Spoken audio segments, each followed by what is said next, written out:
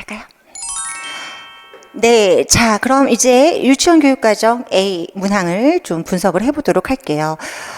이번 시험의 문제는 사실 어려웠다라고 보다는 논쟁이 될 수 있는 문제가 몇 문제가 있어요. 왜 논쟁이 될 수 있느냐? 전공 강론서에서 범주화 해놓은 용어가 차이가 있는 것이 몇 가지가 있어요. 그래서 선생님들께서 저는 이것을 기준으로 답을 했어요. 저는 이것을 기준으로 답을 했어요. 라고 하는 의견들이 나뉠 수밖에 없는 문제가 몇몇 문제가 있습니다. 그래서 분석을 할 때요, 모든 문제 다 힘을 주지는 않을 거고요.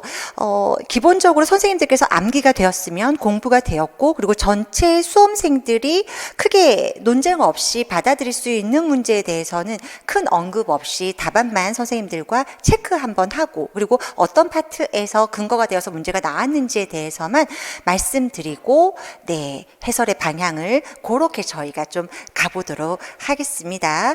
네, 우선 1번 문제는요, 2019 개정 유치원 교육 과정, 그러니까 유치원 교육 과정에서 우리가 총론 파트에 해당하는 것에서 문제가 출제된 것이라고 보시면 되겠고요.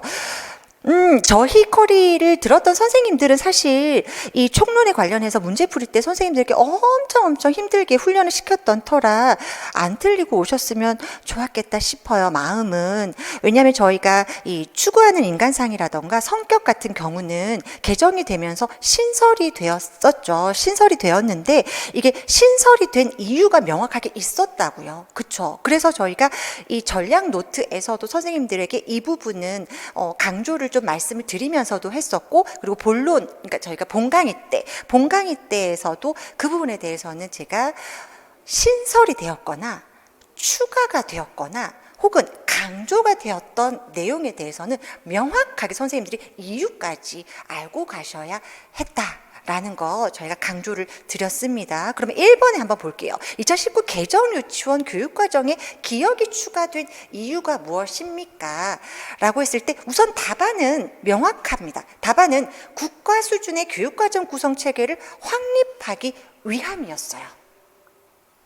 왜 그러냐고요? 한번 전략 노트로 가볼게요. 전략 노트 총론 파트를 가서 보시면 우선 사무소 연령별 누리 과정이었던 내용과 2019 개정 누리 과정이었던 것의 비교를 큰 틀에서 보았을 때 우리가 뭐가 하나? 누리 과정의 성격이 신설이 되었고, 두 번째, 구성 방향에 추구하는 인간상이 신설이 되었다라고 저희가 명확하게 말씀을 함께 나누었습니다. 그러면서 아래쪽으로 내려와서 보시면 추구하는 인간상을 신설에서 제시한 이유가 뭐래요? 이것을 제시하여 무엇을 하고자 했대요? 교육과정으로서 구성체계를 확립하고자 했었던 부분이 바로 목적인 거예요, 이것에. 그렇기 때문에 이것은 명확하게 똑 떨어지는 답이에요, 선생님들. 그래서 이것에 대해서는 뭐 저희가 다시 한번 언급드리거나 하지는 않을 거고요. 그러면 2번에 대한 문제를 좀 볼게요. A로 좀 묶어져 있어요. A로 묶어져 있으면서 이건 저희가 모의고사 때나 혹은 총론의 문제풀이에서 많이 보았던 사실 양식이에요. 그리고 기존에 기출되었던 양식과도 별반 다르지 않아요. 총론의 문제가 기출되었던 것들을 보면 보통 교사들이 교육과정을 잘못 이해해서 대화 내용이 언급된 부분들이 있죠. 그래서 그것을 찾아서 바르게 고쳐 쓰도록 하는 문제들이 익숙한 패턴이었어요. 그랬기 때문에 선생님들이 문제를 시험을 보고 나왔을 때 나 만점 먹었을 것 같아 라고 다들 이야기했던 이유가 익숙한 패턴이었거든요. 그렇죠? 그래서 이번의 문제도 크게 어렵지 않게 서술하시고 올 수 있었어야 해요. 그런데 실수가 있었을 것이 분명한 것이 어떤 것 때문이다? 서술의 방식 때문이다. 뭐 때문에? 지금 여기에서 문제는 서술 방식이 무엇인지 한번 보세요. 두 가지를 찾으라는 것, 그리고 찾아서 어떻게 하래요? 바르게 고쳐 쓰시오라고 되어 있어요. 그러면 그 문장에서 틀린 문장이 있다면 그것을 그대로 가져와서 찾아 쓰고 그것을 그 문장으로 바꾸었을 때 문장의 구성에 맞게끔 선생님들이 써놓았어야 돼요. 그럼 예를 들어 보자고요. 답안에서 목적에 민주시민의 기초를 형성하는 것이 추가되었어요. 이 부분을 바꾸려면 어떻게 바꿔야 되는 거예요? 바른 인성이 우리가 추가된 것이 이 목적에서 가장 주안을 둔 추가된 부분이거든요. 그렇기 때문에 목적에 민주시민의 기초를 형성하는 것이 아니라 바른 인성이 추가되었어요 로 고쳤어야 한다.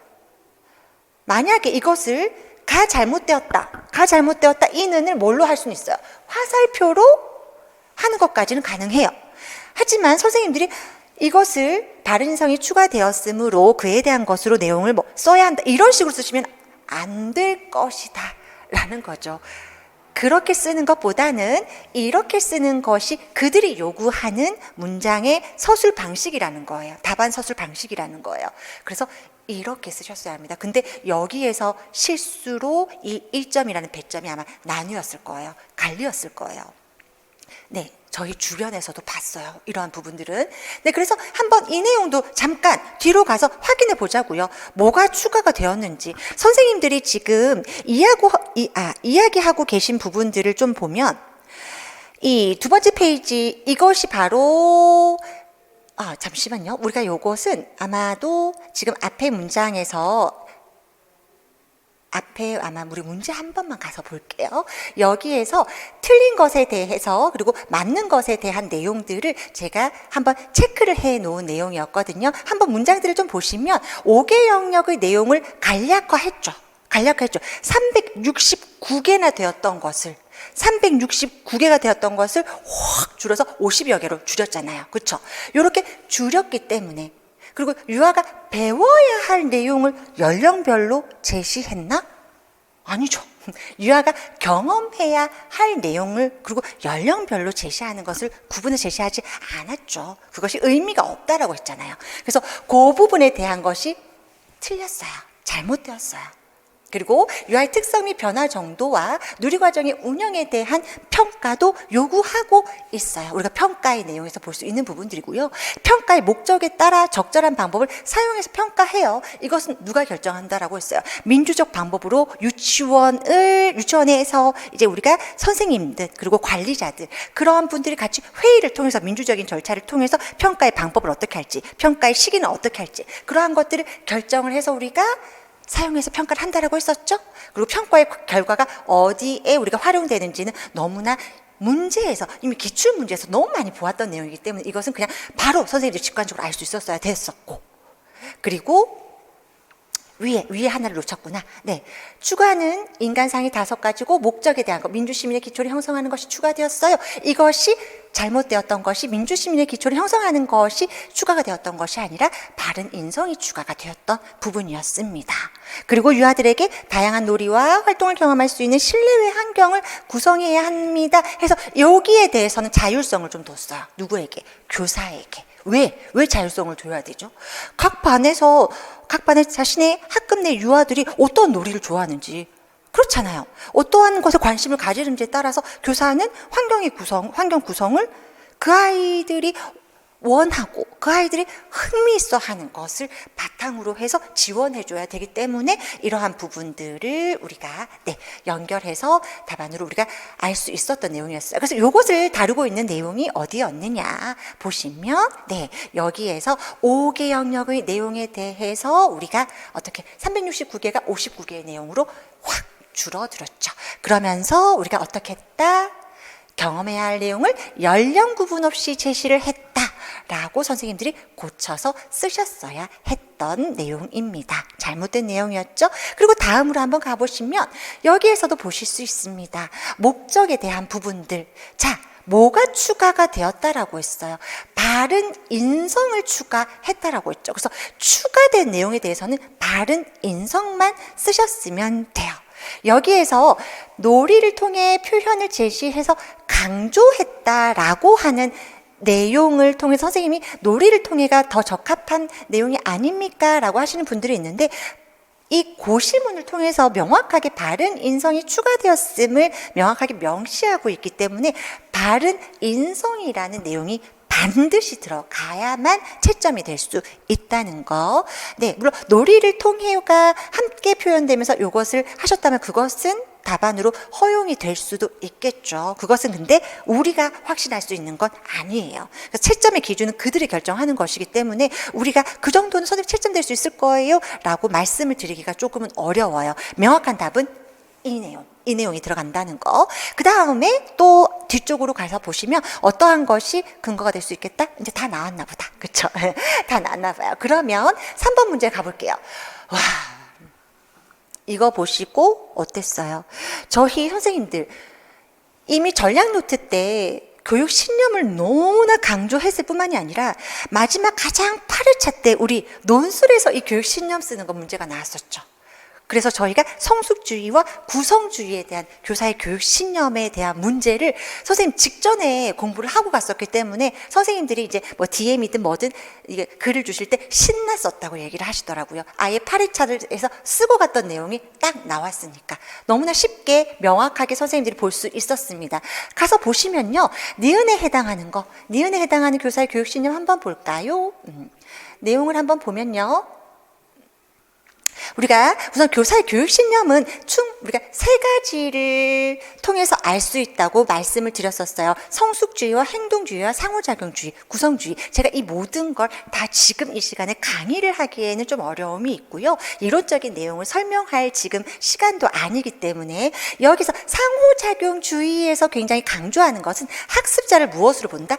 능동적인 존재로 본다는 거죠. 그렇기 때문에 저희가 이 환경이라는 것을 구성하는 것은 누구의 역할입니까? 교사의 역할입니다. 교사는 무엇에 맞게끔 이 유아의 현재의 어떤 발달 수준이라던가 그러니까 이 현재 발달 수준과 그리고 이 아이가 어떤 인지적인 갈등을 느낄 만한 그러한 과제를, 인지적인 불평형을 일으킬 만한 과제를 제시해 줌으로써 지적 수준의 발달, 인지의 발달을 이끌어 나갈 수 있는 환경만 구성해 놓는 것이지, 이 환경을 스스로 조작하면서 인지를 발달시켜 나가는 것은 바로 학습자, 능동적인 학습자가 해나가는 것이라는 거죠. 그래서 지식을 구성하는 것도 누가 구성하는 거예요? 스스로 구성하는 거예요. 뭘 하면서? 탐색하고 탐구하면서 학습자가.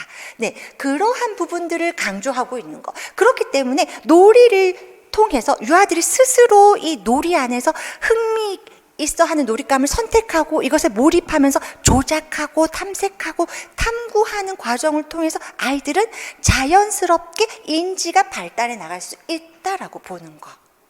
성숙주의는 뭐예요? 기다려주는 거.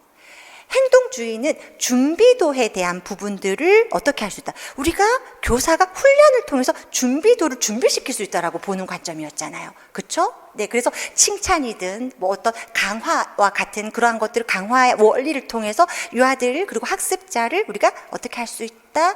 교육시킬 수 있다라고 보는 거죠. 그렇게 보았기 때문에 지금 그러면 우리 문제에서 묻고 있는 것은 무엇이었을까를 한번 가서 보면 가의 니은에 해당하는 교육신념을 쓰고, 니은, 유아들은 능동적으로 지금 어떻게 스스로 지식 형성, 능동적 주변 탐구 다 들어갔잖아요. 지금 구성주의 입장에서 이야기하고 있는 거, 그렇죠? 그래서 구성주의 혹은 상호작용주의 두 가지 다 됩니다. 그리고 나에서 그 교육신념과 가장 가까운 실천을 하고 있는 거.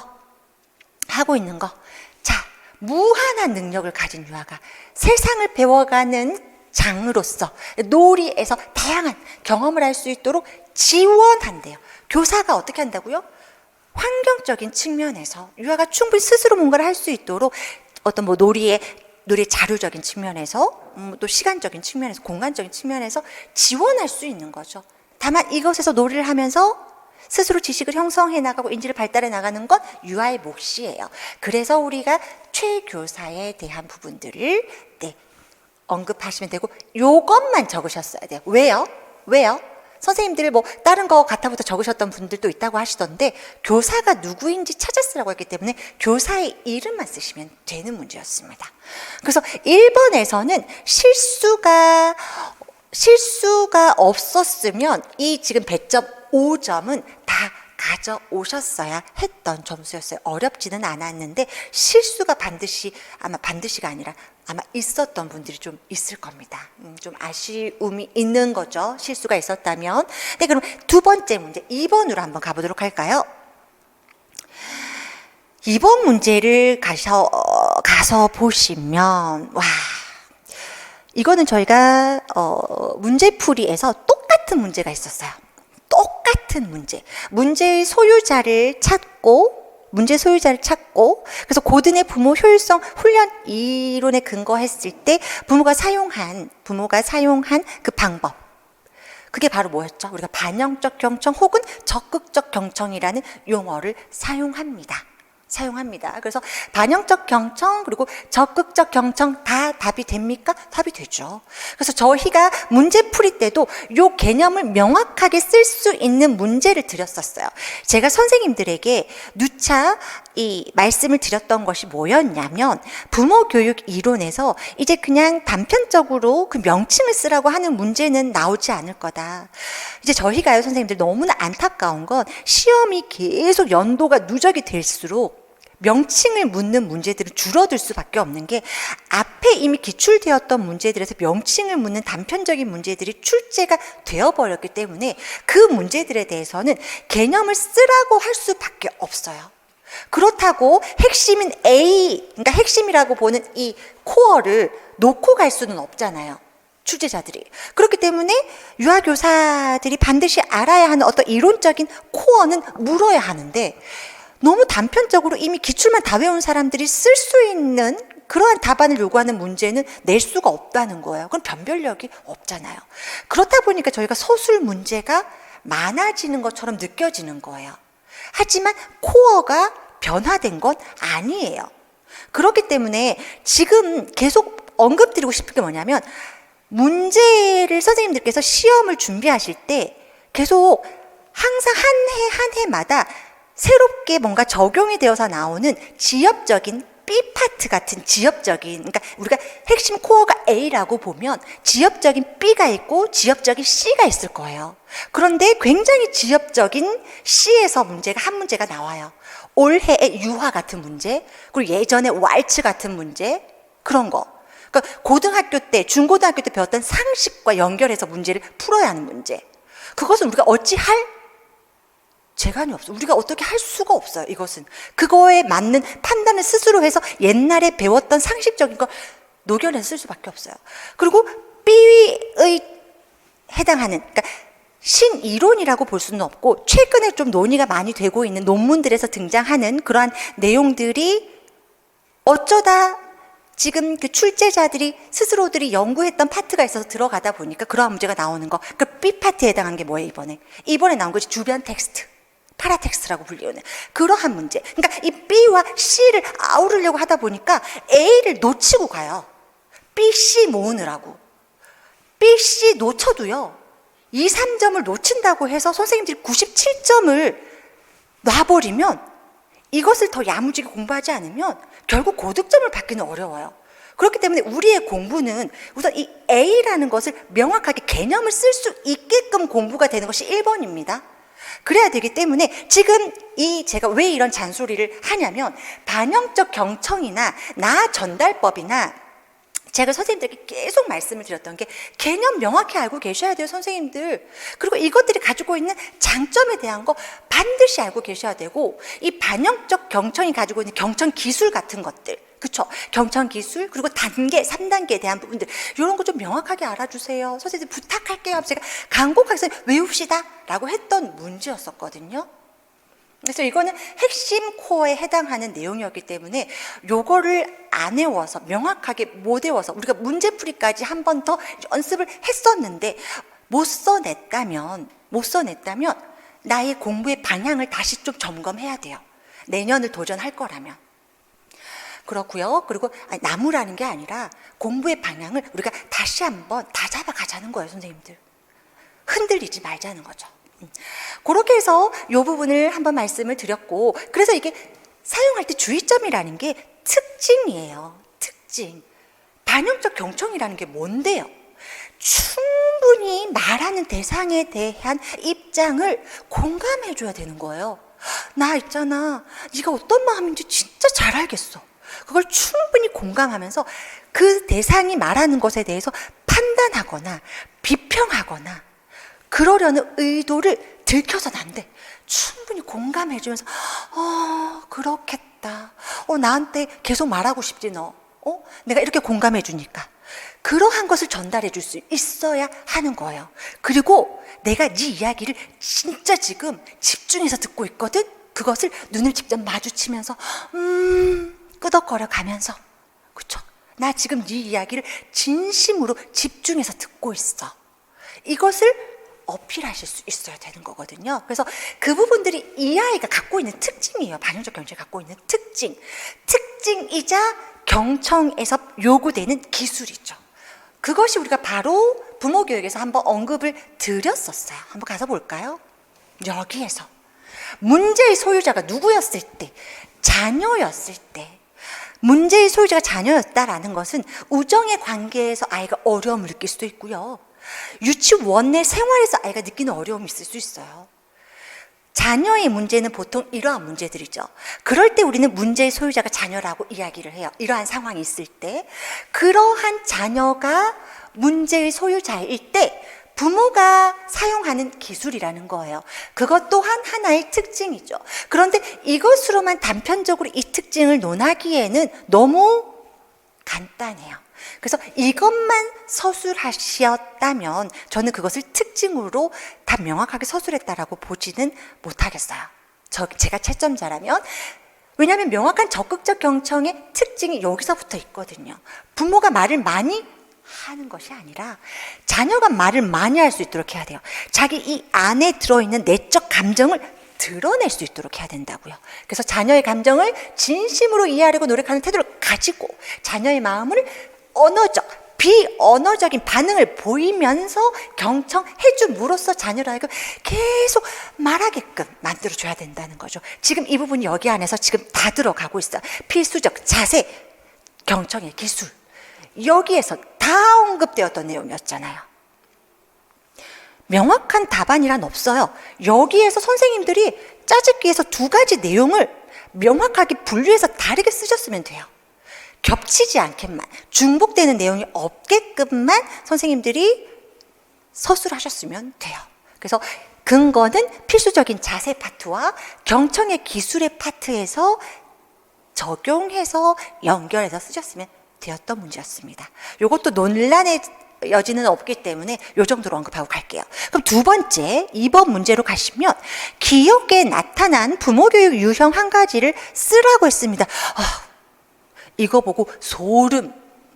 왜 소름이었어요? 저희가 5회차였나요? 5회차 문제였을 거예요. 모의고사 때 수업 참관에 대한 문제를 드렸죠. 수업 참관의 명칭을 쓰는 문제 드렸었고요. 그리고 선생님들이 수업 참관을 했을 때 그 부모가 가지는 이점에 대한 걸 서술하시게끔 문제를 똑같이 드렸었어요. 제가 모의고사를 시작하기 전에 모의고사를 시작하기 전에 제가 뭐라고 말씀드렸냐면 제발 문제풀이랑 모의고사 때에 다루어드린 문제라도 스티커로 제발 붙여두세요 라고 말씀을 드렸죠. 그래서 내가 공부가 다 안 됐을 때 그것만이라도 보고 갑시다 라고 했었던 게 뭐냐면 지금 저희 대부분의 문제가 문제풀이라 어디에서? 모의고사에서 대부분 거의 다 많이 다 다루었던 문제들이 출제가 되었죠. 그리고 기출 파트라. 그러니까 요 세 가지만 선생님들이 잘 끌고만 가서 포기만 안 했더라면 어느 정도의 점수를 획득하지 않았을까라는 생각을 했는데 그렇지만 긴장되는 상황이었을 거니까 분명히 생각이 안 났을 수도 있고 실수도 했을 거예요. 그렇죠? 네, 이해합니다. 그래서 이 문제는 뭐냐면 부모가 지금 계속 주절주절 얘기하는 게 선생님, 아이가 유치원 생활에서 어려움을 지금 느끼고 있다라는 것을 사례를 통해서 이야기를 하고 있어요. 하고 있다고요. 그럼 어머님께서 직접 오셔서 한번 보시라는 거예요.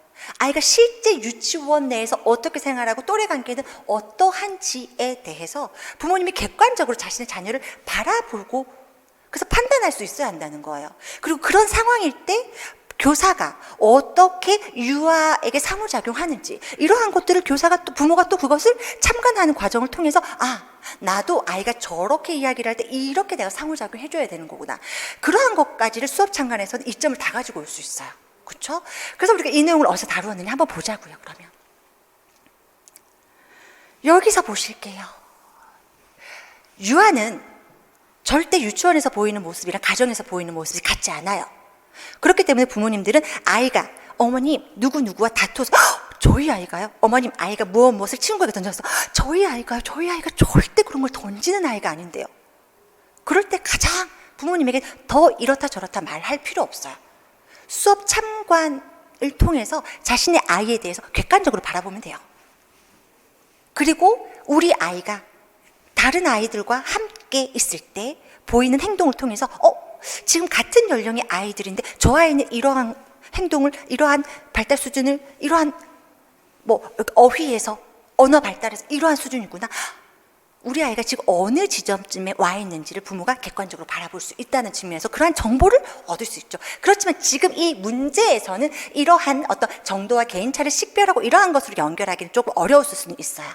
그 다음에 교사의 지도 방법을 배워서 가정에서도 일관된 방법을 지도할 수 있다. 이러한 것은 뭐예요? 유아가 부모에게 토로했던 그런 어려움을 겪고 있는 장면이 유치원에서는 어떠한 장면이길 아이가 그런 데서 어려움을 느끼고 있는지 부모는 객관적으로 바라볼 수 있을 것이고, 그리고 교사가 유아에게 이러한 어려움을 겪어서 토로했을 때 교사가 어떻게 반응을 하고 있는지를 통해서 부모가 나의 반응 또한 이렇게 할 수 있겠구나 라는 것을 부모는 정보를 또 얻을 수도 있겠죠.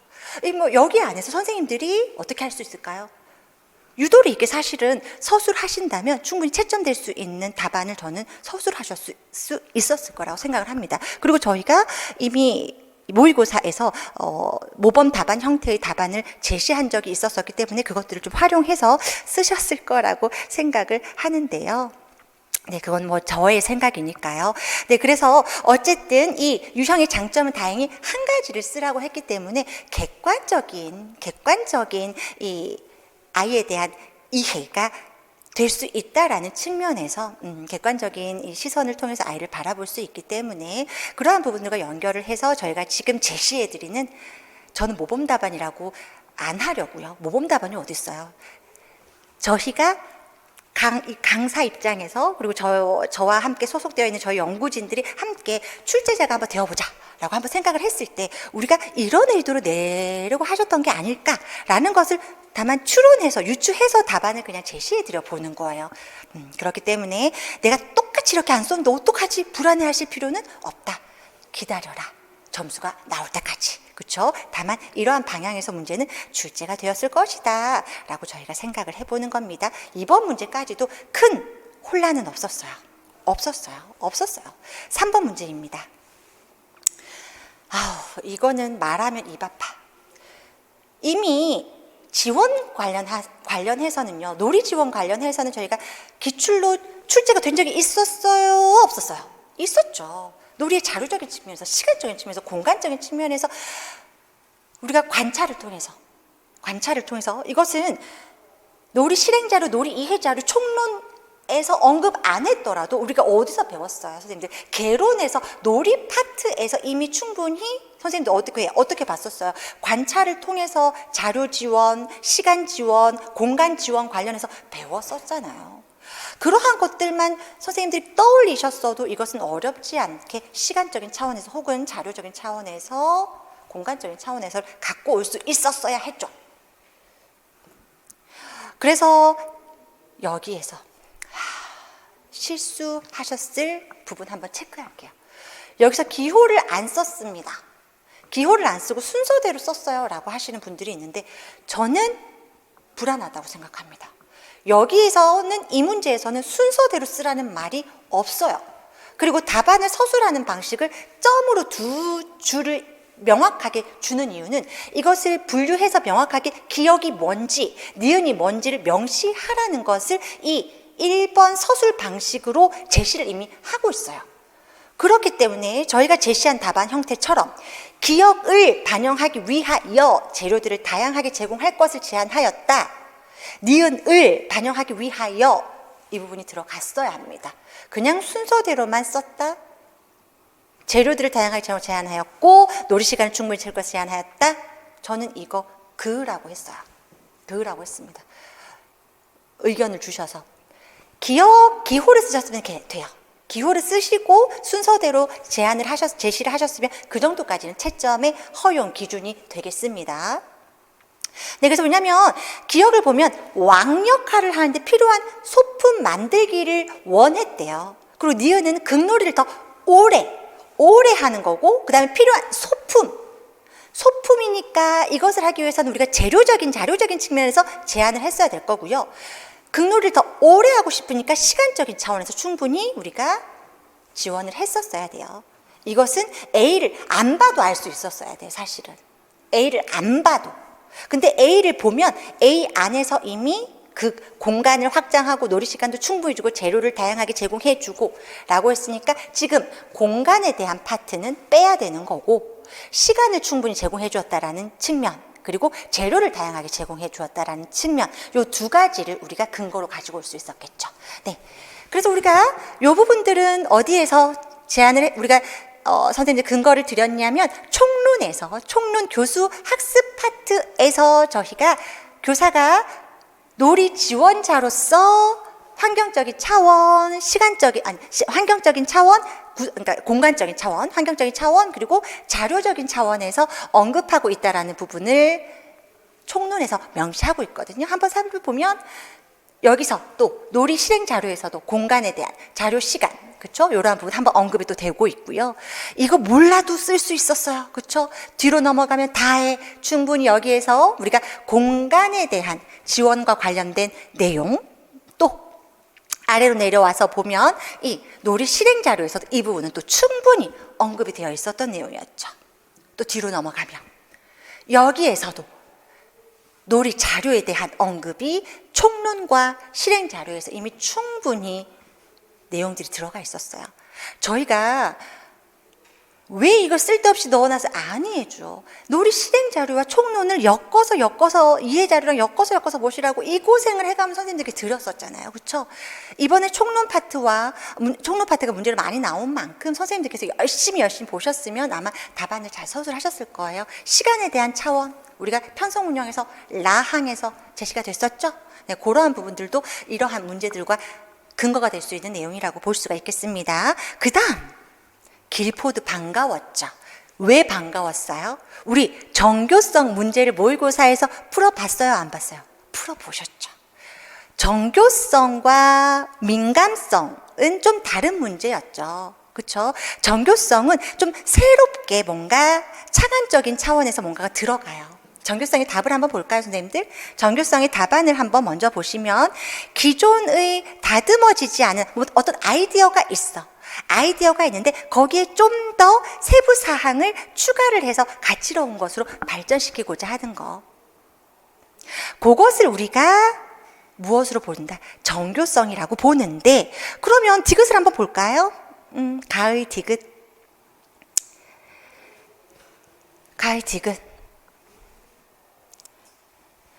따로 뭐를 여기에서 지금 언급하고 있는 구성 요소를 쭉쭉쭉쭉쭉쭉쭉 얘기를 해놓고 지금 디귿을 비워놓고 여기 안에 우선 정교성이 들어가게끔 문제를 냈던 부분이었고, 정교성에 대한 개념을 서술하게끔 했었는데 저희 문제가 더 좋았어요. 모의고사 문제.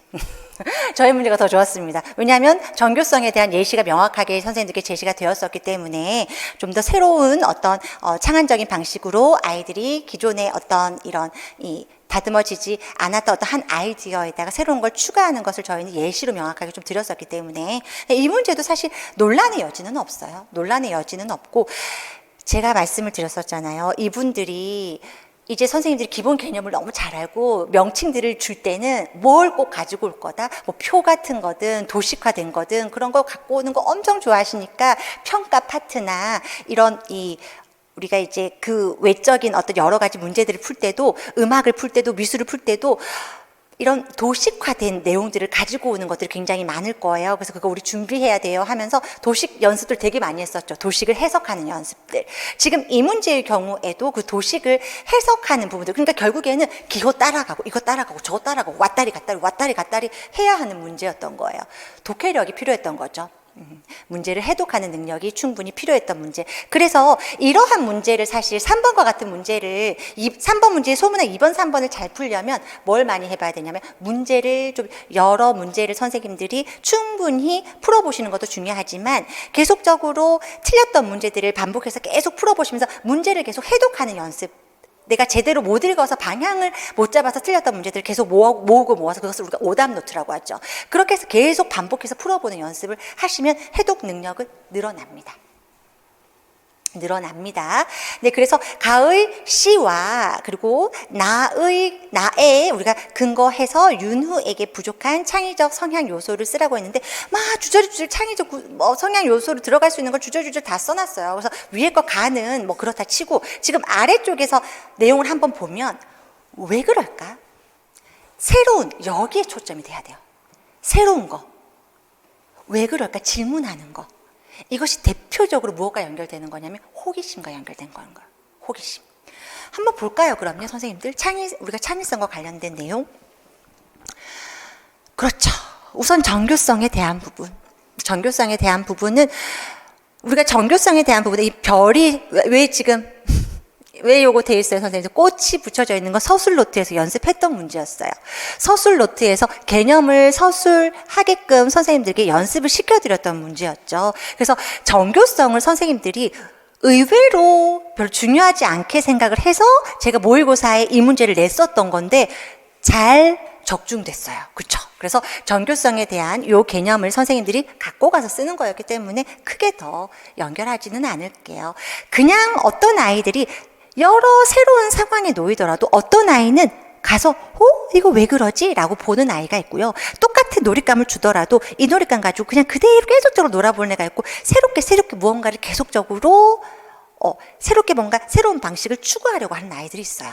그런 아이들은 뭐가 높은 아이들이냐면 호기심이 높은 아이들이죠.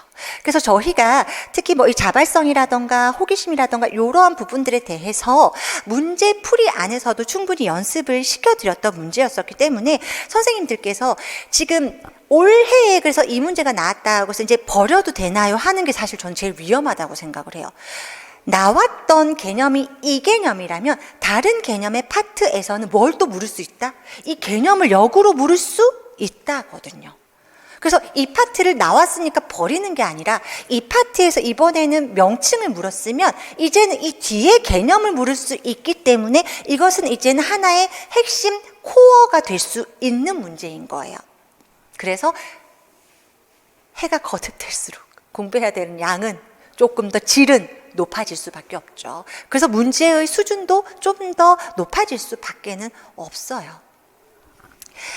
네, 그래서 이렇게 해서 저희가 요 3번 문제에 대한 해설은 저희가 마무리를 짓고요. 그래서 크게 논란의 여지가 있는 문제가 있다 없다? 없습니다. 3번까지는 없어요. 그러면 4번 문제를 한번 가보겠습니다. 4번 문제도 논란의 여지는 있다 없다? 없는 문제입니다. 제가 제일 칭찬하고 싶은 문제가 바로 4번 문제예요. 4번의 소문학 1번. 이렇게 그냥 다 문제를 줬으면 얼마나 좋았을까요? 왜요? 범주화를 명확하게 했잖아요. 퍼셀의 동작 구성 요소라는 걸 근거로 줬고 공간 인식 중에서의 그 하위 요소를 물었어요. 그리고 노력 중에서 그 하위 요소 중에서도 또 시간이라고 하는 명확한 요소를 주었어요. 그랬기 때문에 답이 명확하게 나올 수 있는 부분이에요. 이렇게 사회관계도 줬어야죠. 이렇게 사회관계도 줬어야 된다고요. 왜? 선생님들 나중에 가서 보겠지만 논란의 여지가 있는 문제가 다문화 교육에 관한 개념을 쓰시오라고 하는 문제 있었죠. 나중에 뒤로 가서 보겠지만 그 문제에 대한 범주화는 실패했어요. 사실 실패한 거라고. 왜냐하면 그 앞에 문제와 1번 문제 소문학 1번과 3번 소문학 문제와 사실은 같은 범주로 물었던 과거의 기출의 이력이 있기 때문에 그 문항은 실패한 문항이라고 저희는 보는 거거든요. 그래서 이런 형태로 물어줬어야 되는 거예요. 공부를 한 사람들에게 시험 문제의 답을 할 수 있게끔 문제를 냈어야죠. 이거 아주 잘 낸 문제죠. 고마운 문제고 이 문제 또한 기본 동작 유형과 기본 동작 유형에서의 동작 명칭은 명확히 다르다라는 것을 제가 선생님들 귀에 딱지가 않도록 신체 운동 건강할 때 엄청 강조했죠. 이거 진짜 실수하지 마라. 동작 유형 물으면 뭘로 대답해라? 이동 동작, 안정 동작, 조작 동작 세 가지로 대답을 하고, 동작의 명칭을 쓰라고 하면 어떤 거 우리가 알고 있는 거, 뭐 기기, 뻗기, 미끄러지기, 슬립, 갑자기 호핑 막 이런 거 명칭 쓰는 거. 3번 이거는 뭐 탐색적 교수 선생님들, 요거 우리가 무서운 구조화부터 했었잖아요. 동작 교육에서는 접근법도 있고, 그래서 신체도 접근법, 그 다음에 극적 접근법, 그렇죠? 이런 뭐 통합적인 어떤 접근법 같은 것들도 접근법을 분류하고, 또 교수법으로는 어떤 거? 교수법으로는 직접적, 간접적 안에 탐색적 교수 방법. 그래서 탐색적 교수 방법이 안내 발견적보다는 훨씬 더 어떻다? 개방성이 높다라고 했었죠. 유아가 주도가 되어야 된다라는 거. 교사는 시범을 보이거나 모방하게 해서는 안 된다라는 게 유의점이었잖아요. 그렇죠? 그것에 대한 부분을 묻는 문제였어요. 우리가 익숙했던 내용이죠. 여기에서 저는 점수가 깎였으면 안 된다라고 생각을 해요. 아쉬움이 남을 것 같거든요. 안 그러면. 네, 그래서 답안을 한번 볼까요? 답안을 한번 보시면 1번 문제는 우리가 범위와 선생님들, 범위와 관련된 것을 쓸 때에는 반드시 출제자들이 범위에 해당하는 용어를 썼을 거예요. 한번 올라가 볼까요? 길게, 크게 이런 거 찾아야 돼.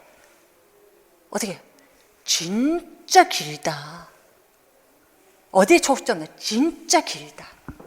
이것이 범위를 우리가 추론할 수 있는 힌트였죠. 그 다음에 선생님들, 시간이라는 것은 우리가 무엇을 초점으로? 빠르고 느리고 요 용어가 들어가야 돼요. 속도에 대한 부분. 여기서 잡아야 돼. 재빠르게, 얼른 잡아. 요 두 가지가 다 포함이 돼요. 그래서 저희는 이 두 가지를 다 서술하시는 것으로 제시해 드렸어요. 답안을. 그래서 이 내용 어디에 근거해서 문제가 나온 겁니까? 우리가 동작의 요소를 선생님들에게 문제를 드리면서, 선생님들 이 표가 누구 거예요? 라고 얘기했어요. 퍼셀 거예요. 요즘에 거론되고 있는 동작 교육에서 이론가 퍼셀의 도식 외워두세요 라고 하면서 퍼셀을 언급드리면서 퍼셀의 이 용어로 해서 선생님들이 어떻게 했어요? 정리해 드린 내용이 바로 여기 아래쪽에서 우리가 보았었던 내용들이었죠. 그러면서 에포트를 제일 처음에 넣어드리면서 요거 좀 공부 열심히 해둡시다 라고 하면서 이거 정리를 해드렸었어요. 그래서 이 시간에 해당하는 부분 빠르게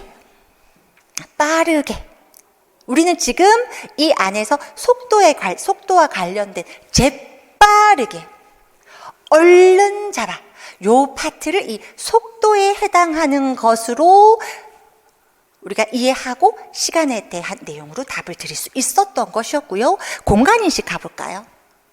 공간인식 파트의 범위에서, 자 보세요. 어떤 거? 큰지 작은지, 긴지 짧은지, 넓은지 좁은지 같은 크기 혹은 길이. 그래서 아까 어땠어요? 길게. 지금 그래서 선생님들에게 어땠어요? 일부러 기출문제에서 가깝게, 멀게, 혹은 우리가 긴지 짧은지 이런 것까지가 여기 다 들어갈 수 있어요 라고 하고서 다 넣어드렸었죠. 전략 노트만 충분히 선생님들 어떻게 하세요? 제가 판으로 집어넣어 버리라고 했죠. 세세하게 하나하나 보지 말고 판으로 찍듯이 머리에 집어넣으라고 했어요. 그게 역사 공부하는 방식이에요.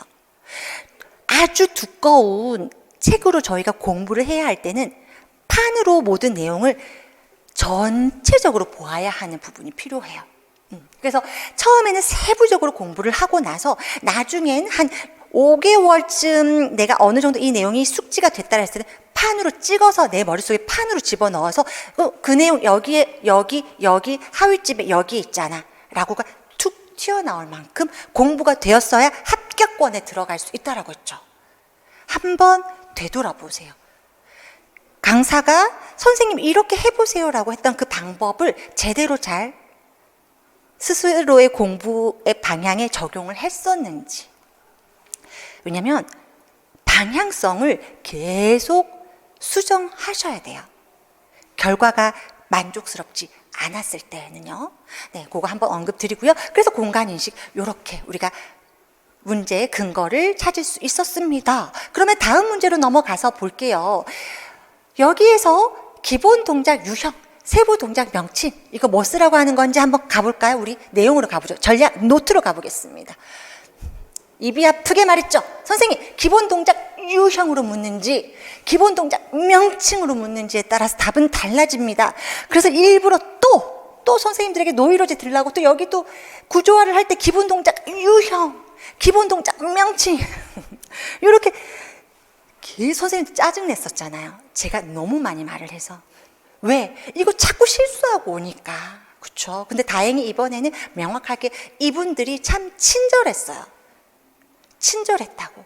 그냥 이거 유형 빼고 또 동작 명칭 쓰라고 하면 뭐 쓰는 사람 있다?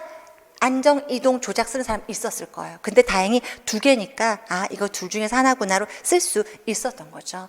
네, 그래서 그러면 여기 보세요. 이 수많은 아이들을 어떻게 외울까 했는데 선생님들 시험 직전에 다 외우고 가셨죠. 이게 참 신기해요. 맨 처음 공부할 때는 이게 실제 문제로 나와요? 이거 다 외워야 돼요? 그렇게까지 공부를 해야 되나? 근데 참 신기한 게요. 반복 회독하다 보면 이게 저절로 어디로 들어서 머리에 들어가 있죠.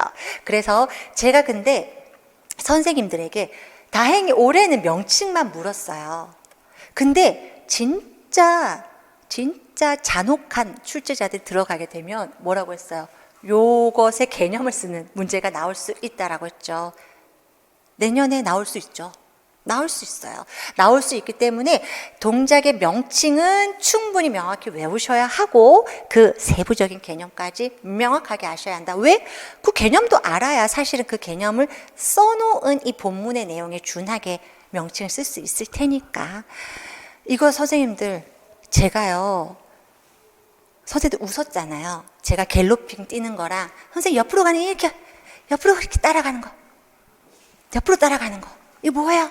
슬라이딩. 그래서 계속 몸으로 선생님들이 막 크크크 웃고 했었죠. 영상으로도 아마 그런 모습들이 담겼을 텐데 이 부분 명확하게 슬라이딩에 대해서 저희 교재에서도 담아드리고 있는 전략 노트에서도 담아드리고 있었던 요 미끄러지기 그대로 구현이 돼서 내용으로 들어가 있죠. 당연히 슬라이딩도 정답 처리가 되겠죠. 네, 이렇게 해서 미끄러지기가 답안으로 되겠습니다. 그래서 우리가 여기 기본 동작 유형을 다르게 표현한 유아의 이름을 쓰세요라고 했어요. 기본 동작 유형을 다르게 표현하고 있는 유아. 준수 같은 경우 지금 무슨 동작을 하고 있는 거예요, 선생님? 이동 동작을 하고 있는 거예요. 다른 아이들은 지금 뭘 하고 있는데요? 흔들기나, 서서 뻗거나 다 안정 동작의 형태를 지금 취하고 있는 거죠. 그렇기 때문에 준수만 미끄러지기를 통해서 이동 동작을 수행하고 있기 때문에 준수의 이름을 쓰셨으면 되었고, 세부 동작 명칭 미끄러지기를 서술하셨으면 됩니다. 탐색적 교수 방법에서 절대 해야 되는 게 뭐였죠? 하면 안 되는 게 뭐였죠? 교사가 주도가 되어서 시범을 보이거나 유아들에게 모방할 것을 요구하거나 이렇게 되면 안 돼요 라고 말씀을 드렸었어요. 물론 직접적 교수 방법 안에서는 교사가 어느 정도 시범을 보이거나 그래서 유아들이 그걸 통해서 모방을 하는 것은 허용이 되지만 지금 탐색정에서는 그 부분에 대한 부분을 허용하지 않아요. 그렇죠? 왜냐하면 유아들이 자유롭게 표현하는 거, 자기만의 생각을 동작으로 자유롭게 표현할 수 있도록 하는 것이 포인트거든요. 그렇기 때문에 답이 있다고 했어요. 유아가 30명이면 그 동작으로 구현할 수 있는 표현도 30가지가 다 답이 될 수 있다고 했잖아요. 우리가 이 발문으로 친다면 교사가 할 수 있는 발문이 뭐가 돼야 된다고 했어요? 우리가 폐쇄적이고 수렴적인 발문이 아니라 뭐다? 개방적인 발문을 통해서 유아들이 답안인 모든 다양한 것들이 허용될 수 있도록 그렇게 해야 되는데 교사가 뭐 하고 있어요? 얘들아, 선생님 따라 해봐. 명확하게 틀렸죠. 교사가 시범을 보이면서 모방할 것을 요구하고 있잖아요. 그렇기 때문에 틀린 거예요. 네. 그래서 그것에 초점을 맞춰서 답안을 처리하셨으면 됐고, 여기에서 구조화가, 자, 동작 교육에서는요, 구조화가 그 무엇보다도 중요합니다. 동작 교육에서는 유아 동작 교육을 위한 교수 방법으로 범주화할 수 있는 내용이 있고, 그리고 접근법으로 우리가 동작 교육의 접근법으로 범주화할 수 있는 내용이 명확하게 달라요. 그것부터가 지금 자신의 머리에 구조화가 되어 있었어야 됐고, 그래서 그 차이를 이 교수 방법의 그 차이를 왜냐하면 그 구조화가 되어 있는 사람이라면 직접적이고 그리고 간접적인 방법의 차이를 알았을 것이고, 직접적인 방법과 그리고 간접적 방법 중에서도 탐색적 방법의 차이를 명확하게 알고 있었을 거라고요. 그러면 그 차이에 대해서 최선의 답을 요구하지 않아야 한다는 것과 시범을 보이면 안 된다는 것과 모방을 요구하거나 격려해서는 안 된다라는 것을 명확하게 쓰실 수가 있었거든요. 답안을 다 여기 안에 개념 안에 다 때려박아서 넣어드렸었잖아요, 선생님들. 그렇죠? 그리고 뭐라고 했어요? 너무 중요하다고. 그러면서 탐색을 통한 교수 방법으로 8회차 때 문제로 일부러 넣어드렸잖아요. 애끼다가 8회차 때 정교성이고 뭐 이런 거, 그리고 이야기 구조에 관련된 문제였건 이런 걸 다 그때 넣어드렸던 이유가 7, 8회 때 힘을 주었던 이유가 제가 왜 그랬어요? 시험 직전이기도 하고 또 평가원에 좀 반영이 좀 덜 될까 봐, 혹시라도 문제가 뭐 가져가셔서 반영을 한다고 하니, 그래서 7회차, 8회차를 선생님들 더 열심히 봐주세요 했던 게 이런 것에서 다 언급이 됐던 거죠. 그리고 8회차 저희가 마무리를 할 때 선생님들에게 중요도 체크 다 해드렸을 때 그때 체크해드렸던 거 다 나온 거 아시죠, 선생님들도? 그렇기 때문에 모의고사 때에 언급해드릴 중요도 체크는 그 무엇보다도 선생님들이 다 체크하시고 암기 한 번 더 하시고 가셨어야 했어요. 네, 그래서 아쉬움이 자꾸 남아서 그래요, 선생님들. 아쉬움이 자꾸 남아서 잔소리 아닌 잔소리를 합니다. 왜? 올해로 끝나면 상관이 없어요. 인원은 정해져 있지, TO는. 분명히 최선을 다해서 득점을 했더라도 합격권에 못 들어가시는 분들이 분명히 있을 수 있어요. 그러면 내년을 또 준비해야 한단 말이에요. 그때는 방향성을 잃어서는 안 되는 거거든요. 그래서 선생님들에게 계속 누차 한 번씩 제가 언급을 드립니다. 네, 4번까지 저희 해설을 좀 하고요. 선생님들 좀 숨가쁘게 왔기 때문에 잠깐 쉴 거예요. 잠깐 쉬었다가 5번부터 8번까지 해설을 이어가도록 하겠습니다.